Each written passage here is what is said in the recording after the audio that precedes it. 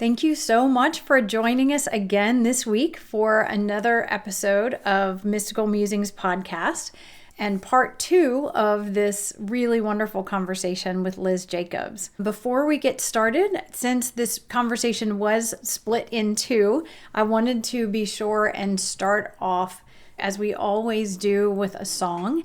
And so for this, I chose to use Peace and Release, which is something that I have both streaming on my website and also on Bandcamp, because it is really, really powerful and really helpful.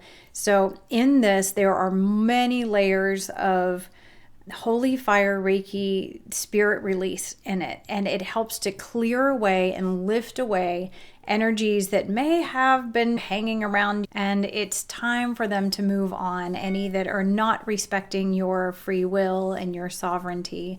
And then also anything that you just feel like they're just thought forms or energies that are around that are not feeling good to you. You can just kind of mentally point them out as we go through this song, and the amazing host of angels and divine beings that are going to be coming in for this will help to lift those away and clear things away. So there's so much clutter and energetic dust bunnies that we pick up during the day and throughout our lives that this can really help to release those. And if you feel like you want to return to this, you can just go to omnivara.com, AMNIVARA.com, and under Healing Sounds, it's on there and it's streaming for free and it's on repeat. So you can even just put it on in the background and let it work to help to lighten the load that you carry, because it really, really can. So I thought it might be nice to just clear away everything before we go into our conversation today. And healing spirit attachments and this particular way of doing it is something that you actually receive the ability to do and learn the technique in the Holy Fire Reiki Masterclass, as well as Karuna Reiki Master. If someone already has their Reiki Master in some other lineage, you can take Karuna, get 9 more really powerful Reiki symbols, and the ability to do this technique as well. So if you really benefit from it and you're like, I want to be able to do this, I wanted to let you know how you can access that. And actually, I've written an article about how absolutely life-changing this technique has been for my personal family and life. You can access that article on my website also, and I'll put a link to that. It's just on the tabs under articles, but I'll put a direct link to that as well if you're interested. So I hope that it's really as helpful and beneficial to you as it has been to me. And feel free to contact me if you have any questions. I hope that you enjoy this and that it is hugely beneficial. So without further ado, here is Peace and Release, and then we will just go right into our conversation right where we left off last week.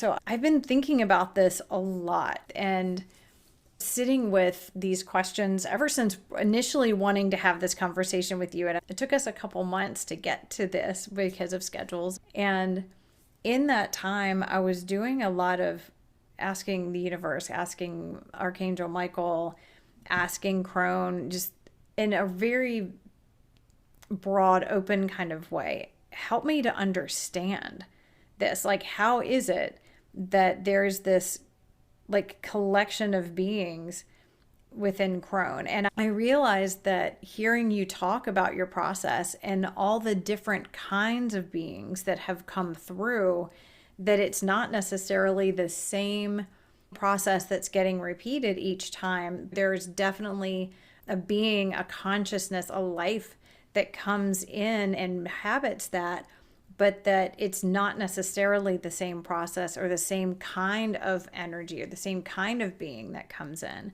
And so I'm realizing as I'm listening that I think a lot of the messages that I was receiving were pretty specific to maybe even just Crone or maybe Crone and Shaman. But I'm interested to see what you guys think about this. So one of the things that it really came up for me in the last several days was that I feel like Crone is kind of a collection of souls working together. And maybe that's part of the intensity of the feeling that comes through.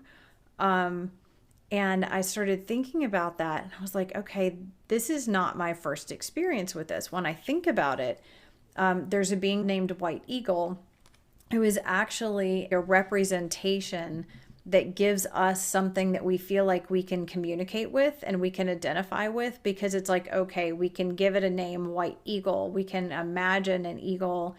And so it makes it easier to relate. But White Eagle is actually a whole collection of souls, of like ascended masters that are working together towards a similar purpose. So they all have the same purpose, and they come together and really don't want to be identified as their individual selves at all. Just White Eagle, like, our purpose is most important. And so we don't want you to get distracted by who we individually are. And it's not important. We don't need any sort of recognition.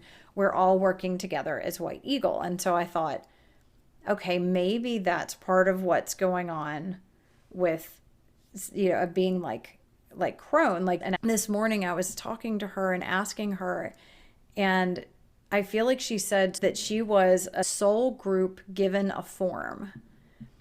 And essentially the different individual souls were coming together, and they all had like a sort of a shared purpose and goal, and that they wanted to come together, and that what you had created then brought together these individual energies, and I'd used the word energies and I'd gotten no, it was souls, to work together. And they still want to be seen as Crone, where I can relate to them specifically. But in this instance, when I was looking at it, I was like, there's this tiny little acorn. There's a tiny little like pine cone that's probably not from pine, but from something else. Hemlock. It's a hemlock. Hemlock. Oh, that is really good to know. And there's this little vine and all of these different things. And I got the sense that they wish to be seen as a whole, but have their individual components recognized. Like for us to see that oak and hemlock, these different little parts, would like just the slightest bit of just recognition of who they are and what they bring, but they're all working together. But that was really the part that's probably most salient to share from it. But I thought I would see what you guys thought about that. So I have a couple of thoughts. There's a book that I read ages ago called The Calling. And there is something about what you said that resonates with me based on what I read in that book. And if I tell you what they said in the book, I'm afraid I will spoil it for you. But it is not a story. It is a channeled book. And so I can send you the link to it so that you can take a look at it yourself. Yeah. But they refer to themselves as we. And so that came immediately to mind. And the book is life changing. So it might be something for you to look at. The other thing that I wonder is whether the pieces that you refer to, the hemlock cone and the acorn and the little staff that is the vine and all those sorts of things, could they possibly be archetypes of various things? Like, what's the archetype of an acorn? What's the archetype of this hemlock cone and so forth? And are they maybe the collective working together somehow? So that's something I don't know whether that resonates for you, but it's certainly something to sort of mull around and see if that comes to anything for you. Yeah, that's definitely something to sit with for sure. When you were talking about that, there were a couple of things that popped into my mind, and I might have the timeline wrong.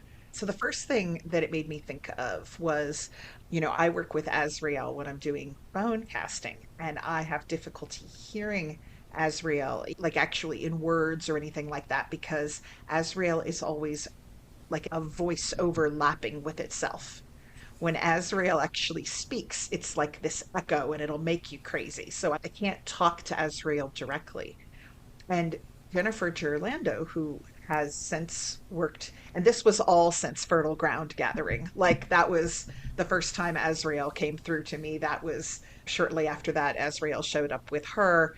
But Jennifer has a theory that Azrael is not one entity, but the collective voices of souls that are passing through to the beyond. Oh, And that the entity that we think of, well, whereas we tend to go, oh, that's an angel, that Azrael is more like a gate, or it's a name for the dead that are moving. And I'm probably not doing a great job. I think Jennifer Gerlando actually said it was like all of the dead. So I found that interesting. So that was the first thing that jumped in. The second thing was, I think right before we went down in September to this event, and this might be where my timeline is wrong, but there was a series of conversations that we had over Marco, Jen, where you had had some dreams. There was one specific dream I remember where you were talking about everybody that you worked with picks up a fragment of your energy and you pick up a fragment of theirs, right? So that's one of the ways over time that we ourselves have our unique collections of energy. That because, before we met Liz, meeting Liz has forever changed our life because now we carry some of Liz's energy forward. And before I met you, Jen, we were different people. Now as we learn from each other and we grow and we're in each other's spheres, and we were having conversations about being able to access each other's guides and each other's skills and talents because of the energy exchange of working with each other, that we're not as isolated as we think we are. And if we extrapolate that out to nature, right? So if nature, according to Samael at least, being in nature is as close to touching the divine as you can get, then this being that's got hemlock and stone and acorn in it is holding all of those energies in one place. And it's holding a fragment of Liz's energy. Mhm. And it's holding, the trees. I mean, when we look at a forest, the trees are individual trees, but they've done studies that show that they communicate underground through the roots, right? So they are a collective, yet they are individual. And so I'm also wondering when you experience Crone, if you are picking up on all of these energies that are coming forward in this unique way as Crone. And that's where we're getting this tremendous feeling of power off of her. And I mean, boy, I've never had, when we had her in the booth that day, I just remember us rearranging everything because Crone had decided where Crone was sitting, and that was where Crone was sitting. And we were making sure nothing was going to get near her because she had work to do. And so these were just sort of things that popped into my mind, this idea of as we become closer to the divine and we become closer to nature and we recognize more about our divine selves, we realize that although we are a unique mix of energies, those energies are always evolving based on who we come into contact with. Yeah, I think there's so many different possibilities and elements and probably pieces of all of it that could be what's happening with it. It's interesting. The other thing that it was brought up to me, and I know, I can't remember if we've mentioned it at all on the podcast, but there was this idea of chimera or chimeron, and that has come up in my kind of personal spiritual journey in the last couple months, that has come up multiple times and in lots of different ways, that I came across a group of people who are teaching a course on alchemy, and they were talking about at some point in it how you learn to create chimera, which are in like the astral plane. So you're creating them on this other plane and working with them towards whatever ends, I guess, whatever intended purpose. And so I just became aware of that as even being a thing just a couple months ago, and kept really sitting with like, is this okay? Is that an okay thing to do? I was really wrestling with that. And as a part of that, one of the things that Crone actually brought up to me this morning was about that. And it was about, is this like playing God? You know, is creating a being, and especially in another plane, doing this chimera thing, is this okay? And what she had to say, let me see if I can find what she had to say, because basically she was like, why are you not working with this particular one that had come to me in this experience that I'd had? And like I saw it like crawled up and sat on my shoulder, and I'm going, oh boy, I've definitely crossed into another level of like of mentally ill or something. Like something is not right with me. But it was so clear and it was so strong, and I'm like, why am I doubting this? Of all the things that I keep finding out are real, you know, why is this where my line is of going, yeah, now this is somehow not real? And I'd been really kind of wrestling with it off and on, but it keeps coming up. And Crone was really specifically addressed that with me this morning of like, you know, you made him, or it was like, why would you move away from the very thing that you sought to discover? And there's all this magic to be created and discovered. And I'm like, what are you talking about? And it was that being. And, so when I was going through the, you know, is this okay? Like, how can we do that? And I didn't even make the connection at all to your process and the fact that we were about to have this podcast at the time when I was asking this. And then I realized later on, I was like, oh, well, of course, like here's just another little thing that could be connected. And, you know, because I'm like, you know, is it ethical to create something? If I'm creating something to work with me in this other realm, is it sort of like a servant or a slave or something? Like, is this all right? And she said, basically, it was that it was okay. It was like we're bringing together energies for a common purpose and allowing them to fulfill that purpose while they are working in concert with me. And that it's not, you know, it's not evil, it's cooperation. You know, that the beings that came together, or the energies that came together to be this unique being, was kind of the same sort of thing. This group of energies that were coming together, or souls that were coming together in order to work together, kind of like White Eagle, or like, you know, there are different groups of beings that work together as one and go by a specific name. And that was okay, that it was like they're not, it's not being done like against their will. It's all a matter of following and going together, just like, you know, like Tava did really with creating the whole community around the Blue Ball Inn. you went around at that metaphysical fair and started saying, hey, who's interested in coming back and seeing if we can't raise money for this inn? Let's see what we can do. And people that were aligned with that were like, yes, this is exactly in alignment with the type of thing that I've been trying to do, with the type of work that I'm trying to do. This is something that I'm interested in. And in creating this community then that is supporting the Blue Ball Inn, it was sort of seemed like I was given this a similar sort of thing, where like energies or souls or spirits that are wanting to work towards a common goal and are already aligned with that. It's a bringing together of them so that they can work in fulfillment of that in concert with me or whoever it is that they would end up working with.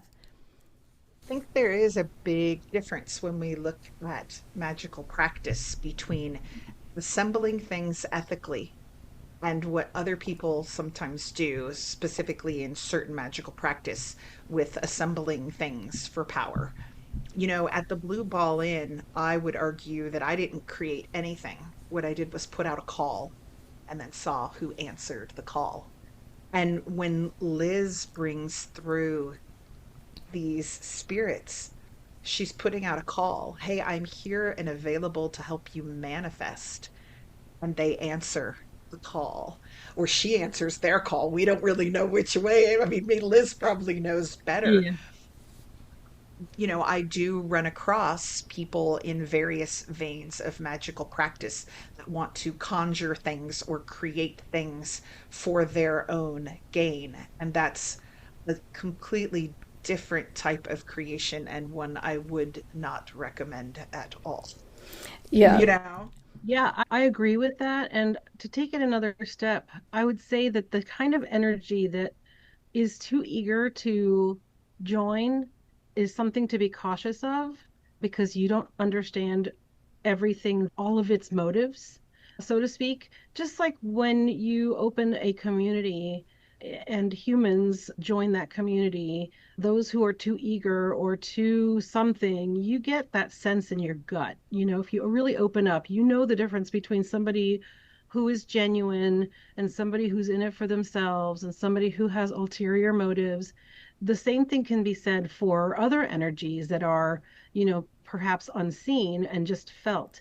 And so it is as important, if not more so, to be able to be in a place personally where you are centered and grounded and open, in a place where you're safe, in sacred space, so that you can recognize those energies and understand where they're coming from, so that you can say, I will not bring that energy in here because it doesn't mesh with what I'm trying to accomplish.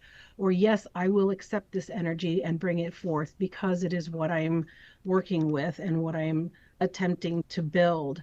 And it is our responsibility as practitioners who are working with energies to bring them forward, to recognize the difference and to be ethical, like Tava was saying, about how we use them. And if there is a being that I bring forward that doesn't feel right, I will not finish it, or I will set it aside, and it just will sit there because there's something about it that's not working right. And so I feel like it is definitely worth having that conversation of, this isn't just a bunch of energies that I'm throwing together. This is a very deliberate and mindful process that requires constant mindfulness and focus and understanding of the energies that are coming in. And the only way to do that is to be in that centered and grounded place so that you can check in with yourself constantly and be aware of what those feelings are like, to see whether it's harmful or, if there's a problem somewhere, you're going to know about it and you can do something to mitigate it or to dismiss it or to welcome it, and any of those things. I think that is probably the most important thing about working with those energies that we're bringing in any kind of work like this. Yeah, and I'm so glad that both of you pointed out that, because I realized the way that, I think because for brevity, I didn't go through the entire conversation and was trying to kind of highlight the point that I was trying to reference, but I realized that the entire context of that conversation and of those comments was lost by the fact that I did that. And so I'm so glad that you all heard that and pointed that out, because you're right. And that was kind of the concern, was that coming at it from the wrong angle or perspective. But the greater part of the conversation and what we were bringing through was that that's not what I was doing. That's not what I had done in the past life when I had brought together this being. That's not what you guys were doing. It was a result of a deep listening and a following the guidance of the guides that I know and trust, like Archangel Michael. And I think it was my own internal alarms of the fear of doing exactly what you guys were saying, the fear of like creating something out of like, I'm going to play God, but rather it was like, no, that's not what's happening. But I think I'm so cautious in all of the things that I'm doing as far as any energies, new energies or beings that I'm working with or anything that comes in. I feel it's like I have all these mental tripwires set everywhere so that it's like so that I'm not going to get snowed, I'm not going to get led in the wrong direction. And so I think what I was being shown was that those were going off. It was like those alarms were set off out of my own fear of that's what had happened. But I love the way that each of you articulated that exact point, which is the thing that I was trying to make sure this isn't happening. I'm not doing this. This isn't what I'm being told to do. And the message was overwhelmingly like, really? Why? Like, do you seriously think that that's where you are? You've only followed exactly what we've laid out for you. Why are you having all these fears? And then I realized that that's where they were coming from. So I'm so glad that you guys pointed that out so that it didn't come out that I was advising that anyone else do that. Yeah, and I think there's a difference between somebody who just goes straight in and doesn't have those questions and doesn't check themselves. There's a level of, I can't think of the word, probably because I don't spend a lot of time in that space. There's a lot of egotism that is related to a person who doesn't have those questions, who doesn't check themselves and just goes head on and does these things without making sure. Whereas even though the answer was no, of course not, you had to check because that's responsible. And you are the kind of person who would check and be responsible. And to some degree, perhaps that is why you have been given the gift of being able to do those things. Yeah, I would hope so. I appreciate that. Thank you. Yeah. I completely agree. In my opinion, manifestation is one of the highest magics we have in this realm, when you're bringing something that is unseen into being or transforming something that is seen into something else.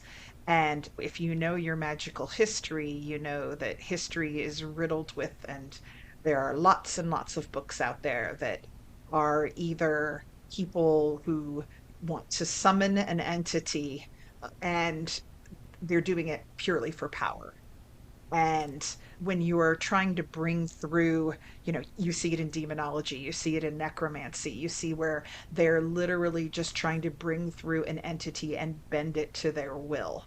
And we never want to do that. First off, it's dangerous, it's bad practice, it's unethical, and it's insanely short-sighted. Because if you are going to bring through an unseen energy and try to enslave it, well, baby, you're going to be unseen one day when you leave this body. And how would you like someone to do that to you, or someone to attempt to do it to someone you love? And unfortunately, there are loads and loads and loads of magical texts full of this trash out there if you get into the research. And we do have to be very careful with what's eager to come through. I have in my doll rescue adventures have multiple times run into a little thing that's going, take me home, take me home, take me home, take me home. And I go, you know what? I acknowledge that you're there. I hope your path is a good one. And I don't feel like myself when I stand close to you, and I feel like my judgment is getting fuzzy. I'm walking away. And just like we do when you first go out into the dating scene, And it's hard to tell who are the good ones and who are the ones that just want something from you. Yep. You know, Yep. before you manifest a relationship with anything, seen or unseen, you have to move cautiously and take precautions and get to know them. And I think that's one thing to be really careful of, especially in our community, is I cannot tell you every time I open up social media and there's a million people offering to do shadow work for other people when we know darn well that their own shadow work is not in order, right? Right. And things come up in these deep magics, in this deep psychological work, that just because you want to be seen as that type of practitioner doesn't mean you're prepared to handle it. And we have to be cautious. We have to move carefully. And I think it's, if you have the thought, am I being careful enough? You're probably being careful enough. It's the people who want to make a name for themselves that we have to watch out for a lot of times. I agree with that 100%. And I know actually it wasn't too long ago that we had a podcast where there were a bunch of beings that were, I think I called it like all that glitters, because, like all that glitters isn't gold kind of thing, where there were all these beings that had come in and were like, whoa, what is that sound? What is happening, that we're all wanting attention? And after sorting through and actually turning during the podcast, I believe, turning and meeting them and seeing who was there, afterwards I had to sort through, okay, who is in alignment with what it is that I'm doing right now and is the best for me to be working with, and who isn't. And it was the ones that felt so overwhelming. The second Michael was like, okay, I'll move that barrier if you want me to. And it was like, oh my gosh, okay, no, put it back. That, I think for people that are trying to sort out, maybe we were drawing into this part of the conversation in order to help give people ideas of what to look for or what you might want to think twice on. For me, part of that was that intense eagerness, like bowl you over eagerness, as opposed to, hey, this is something that I'm offering, and if you're in alignment with that, that's wonderful. I'm happy to teach you. If not, completely respecting your free will and wanting it to be your individual decision, as opposed to, I want you to do it so badly that you feel overwhelmed by the other being, the other energies, enthusiasm for it. That for me was definitely a red flag. It's really interesting that we've come full circle to the very beginning when we were talking about the wildness. And one of the reasons I think that being wild, a little bit wild, is so important is I took a series of classes years ago about becoming the wild wise. They talk about the maiden mother and crone, and this woman who was teaching these series proposed that between the mother and the crone, there was the wild wise, who is somebody who is no longer a mother, but hasn't become a crone yet, and is in that place where she's no longer a feral child. She is now wilder because she's learned her lessons, but wiser because she's learned her lessons. And so there's this sense of coming back to yourself and giving yourself permission to be this a little bit wilder. And that's kind of where this idea for the wilder path came from. So coming back around, what you were talking about, Jennifer, is the idea that when we are back in that wild state, we pay more attention to what's going on in our bodies, right? If we spend too long in our minds, we can talk ourselves out of pretty much anything. We can talk ourselves into pretty much anything. But if we pay our attention to our gut, into our bodies, and go, what is my body trying to tell me? We will know without a shadow of a doubt, no, this feels wrong. Or yes, this feels right. And we can tell the difference. And so if we pay attention to that and notice it and tell our brains what our bodies are feeling, it becomes a lot easier to act on those things instead of, trying to work against that and use our brains only to sort of overanalyze or make excuses and justifications for things. So I love that we just came right back around to the beginning. I love how you connected it all back to that. That's And beautiful. I can't believe it, but our last podcast was about listening to the belly and the gut and your instincts. The one we literally just are about to put out this Oh, week. So wonderful. it's so funny that you came back around to Imbolc and the belly and that fire there and all of that. There's Liz just pulling it all together for us, the same way you pull together the stones and the wood and the feathers and all of that. Yeah. Um, Liz, we can absolutely put, we've done this before. We can put pictures up like on my website Okay. and have a link. So if people want to see what Crone looks like or any of those, we could. But is there anywhere else, like if people are interested in reaching out to you to have an entity to see if there's somebody there for them, how can they access these little spirits that you pulled together? So if people go to the Wilder Grove website and go to the shop, there will be various places there. We don't sell a lot of different things.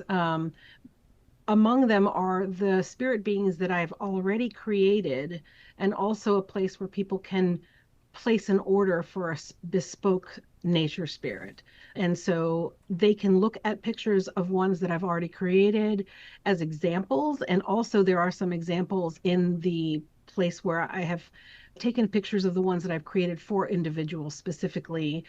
Some of those pictures are also of ones that I've created for specific ritual purposes of that I've done on my own. And I will continue to upload images as I've created things. So the Wilder Grove shop is the best place to find those. Wonderful. And we'll put a link for that in our show notes so people Okay. can click and come visit. And then, folks, if you haven't met Liz in person before and would like to do so, in May, there is a wonderful gathering, and Jen and I will also be there, as will Keith. So, if you are starting to wonder about what you're going to do when all of this ice thaws and how you're going to celebrate the return of the warmer months at Beltane, Fertile Ground Gathering is the way to go. So, we'll put a link to that in our comments as well. Yes. But Liz, this has been so wonderful. Is there anything else you'd like to add before Jen goes to sing?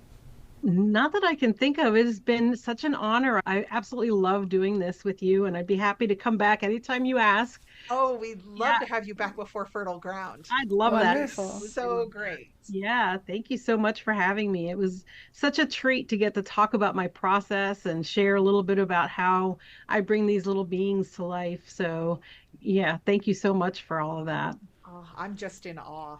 It's couldn't be happier with solstice in my life. So, Yeah, I've been so excited to get to hear you talk about it more and tell more stories about it. Yeah, at some point I'll tell you the story about how it all got started. I'd be happy to tell that story. oh, do you have a Oh, couple more minutes? I mean, Uh, if you, unless you yeah. don't have to go, we'll take it. Sure, I'll tell you. Yeah, I would love that. Oh, sure. I'd be happy to. So let me see. Years ago, many, many years ago at this point, Kayla and I were going to a fairy con in Baltimore, and I wanted to see what all of the different vendors were going to be selling. And so I started looking on their websites in advance so I would know which booths I wanted to go to because I'm that crazy person. And I came upon this one person who made fairy houses, and they were so unique and beautiful. They were alive, these little fairy houses, and they were made of wall stones and wooden roofs, and they were all wonky shaped and everything. And I just was in love. And I said, I'm going to take one of those home with me. So we arrived at this booth, and these two people who were at the booth were these magical beings that I just instantly fell connected to. And they felt the same way about me and Kale. Their names were John and Bridget, and they lived in Oregon. And they were just magical, magical people. And as it turned out, we just connected and started talking a lot. And his name, John, was the one who made these fairy houses. And Bridget wrote stories to go along with each of these little houses. And turned out that she was a practiced shaman who had been trained by various shamans from all kinds of practices throughout the country, or the world, I should say. And I was fascinated. And at the time, I was very focused on my shamanic practice and I wanted to learn. And so after we visited their booth and I did bring home one of those little fairy houses, I invited them to come to teach at Fertile Ground Gathering. And they did. They came and they taught how to connect to the fairy world through a portal. And it was so magical and impressive. And so I got to spend more time with them. So this is the long version of the story. Please cut out anything that's No, this is Oh good. no, I'm all about the long version. okay, great. And so we really connected and we became very close over that. They stayed with us a day before Fertile Ground Gathering, and then they stayed with us a couple of days after before they flew back to Oregon. And so by the end of all of that, we were like family. And I asked Bridget if she would teach me her shamanism. And she said, yes, I will teach you, but first you have to come and stay with me for a week so that I can talk to you in person. I was like, pull my arm harder, you know? So I made arrangements and flew to Oregon to spend a week with them. And they lived in this 15-acre piece of land in this tiny little cottage house that was just magical as can be. And they had a lot of open space that was like an orchard with apple trees and then a whole bunch of woods. And he had created pathways in the woods. Sound familiar? Oh my God. Yeah, it sounds like your house. Right, exactly. So that's kind of where that all started too. He created all these pathways in the woods and little altars everywhere. And so the first day that I was there, I learned he took me for a walk throughout all this pathways and everything. And, you know, I was there to learn from Bridget, but secretly I also wanted to know how he built his fairy houses because I've always wanted to know that. And so they pointed out the back of the house past the orchard, and there was this humongous mound of, I think they were honeysuckles, like taller than a truck, high up, huge mound. And I was like, what's in there? And there was this door at the base of it. Magical. And they said, that's John's shop. And I was like, I've got to see this. So it looked like maybe a small house's size, right? Which is big, but we went inside there, and the first thing I saw was 2 steps down and a hole in the roof, and the sun shining down through the hole and lighting up this fern that was growing there. So I felt like I was entering another world. It was incredible. Wow. And it kept going and going and going. So it was way bigger on the inside than it looked on the outside. And it was John's shop.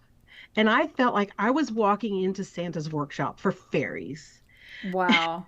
I was just so in love with Oh my gosh. it. And so, as it turned out, Bridget was going to put me through a series of experiences, basically a week-long shamanic journey that she decided that since I became so enamored with the process of the fairy house work, that for each day that I was doing my work, it represented a different part of myself. And for each of those pieces of myself, I was to build one of the walls of my fairy house to represent that part of myself. And there were 3 of them.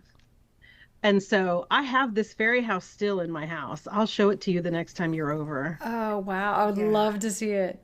And so I learned the process of making these fairy houses while I was learning from Bridget about my shamanism and this perspective. And it was life-changing.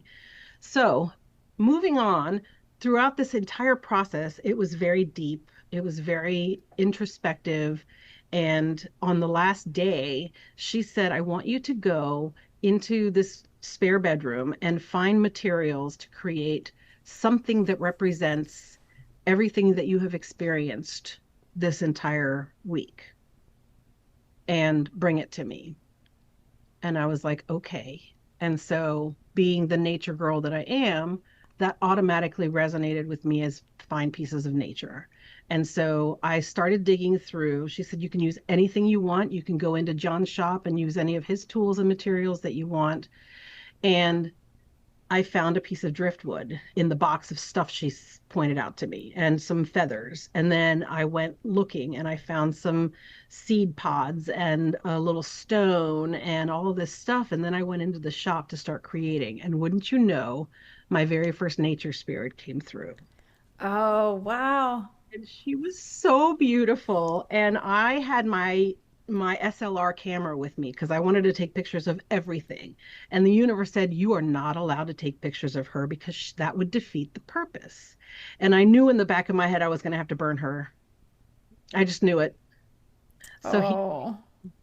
sitting with her, and she asks me to tell her in front of her garden to explain the being, to tell her all about what I made and what it represents and all of these things. And in the back of my head, I'm like, she's going to tell me to burn it. I just know it. I just know it.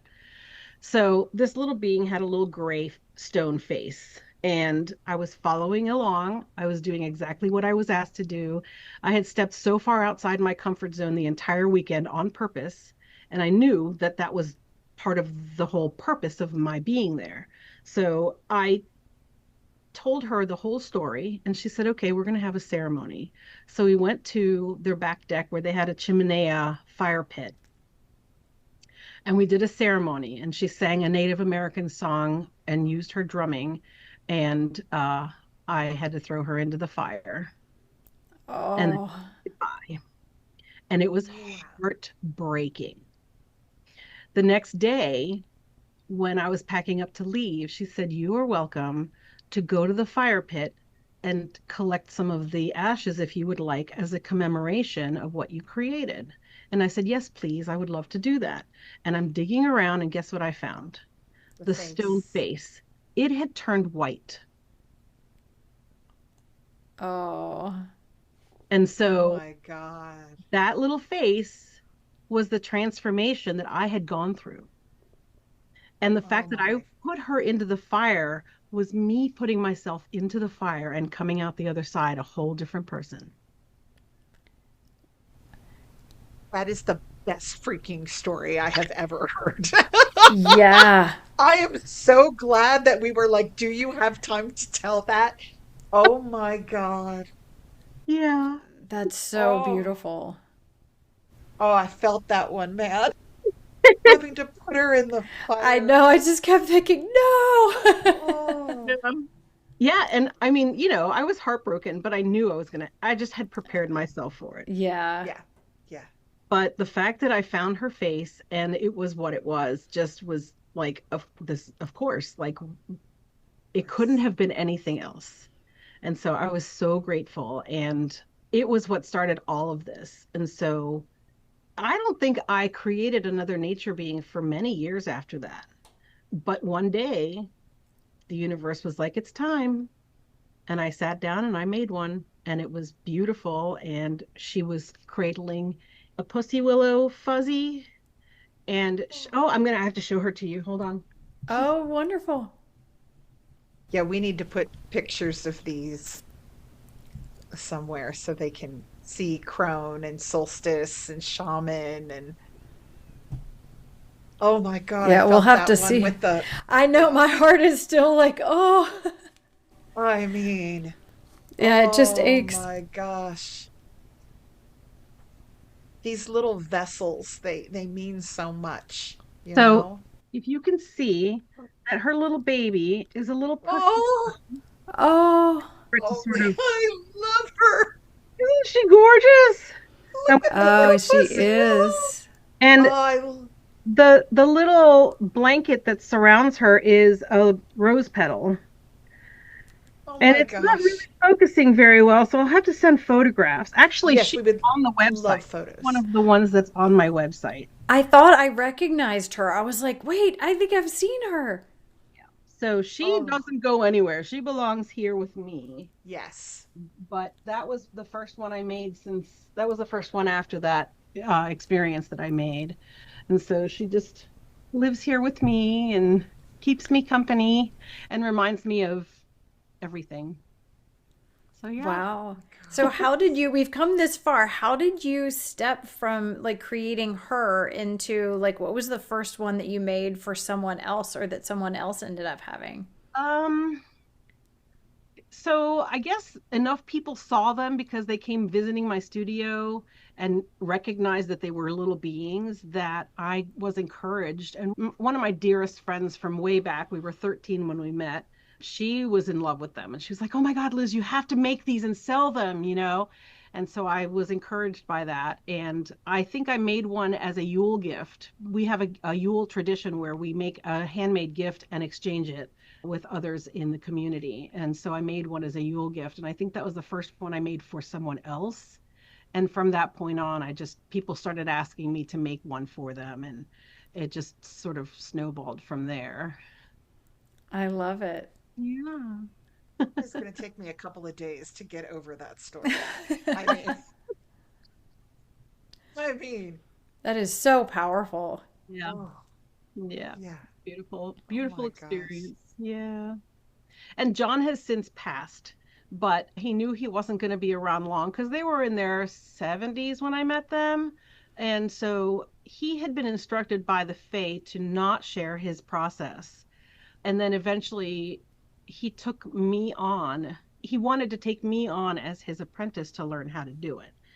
And after he taught me, he did, I think, 2 workshops where he taught a couple more people. So there's a handful of people who know how to make these little fairy houses, but not very many of us.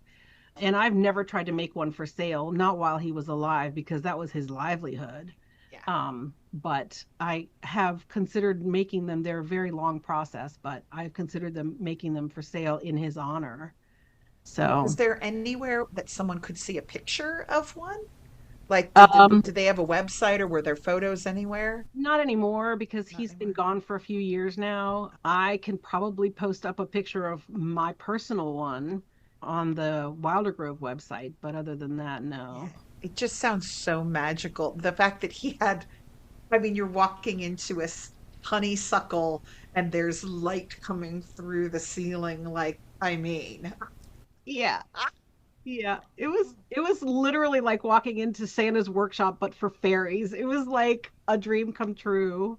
oh my Um, God. Yeah, I kept That, having images of something from like The Hobbit or The Lord of the Rings, kind of like something you would find there. yeah. Yeah, yeah. He had great big, so he had like a roof that he had sort of placed and was very haphazard. And I don't know how everything stuck together. It was glue and magic, really. And he had great big logs holding up parts of the ceiling. So Oh, it was really magical. oh my Yeah. gosh, that's incredible. I did take photos of the space. So at some point I will share those with you I private. would love to see it. Love to see Yeah. it. Yeah. Oh my God. Wow. Well, yeah. Wow. I'm glad that we stuck around long enough for me to tell that I story. am Oh, I'm too, so because glad. that story is incredible. Yeah, I'm so glad that you mentioned that. That was just amazing. Yeah. I mean, and just after hearing you speak today, I'm looking over at the multiple folding tables covered in paint and things that are where I create and thinking, these are altars. They're where our muses and guides reach through and inspire us. And I need to start treating them more like that. Yeah. And that they are the holy spaces. Yes. So thank you for that. Thank you Yes. for that Yes, that lesson. absolutely. Absolutely. Yep. I light a candle every time, say a little prayer, and then I get started.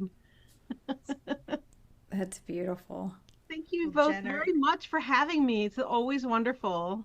absolutely. Thank you for taking the time to come on. Jen, Absolutely. do you want to magic us out of here with a song? Sure. Let's Thank you. let's see what comes through.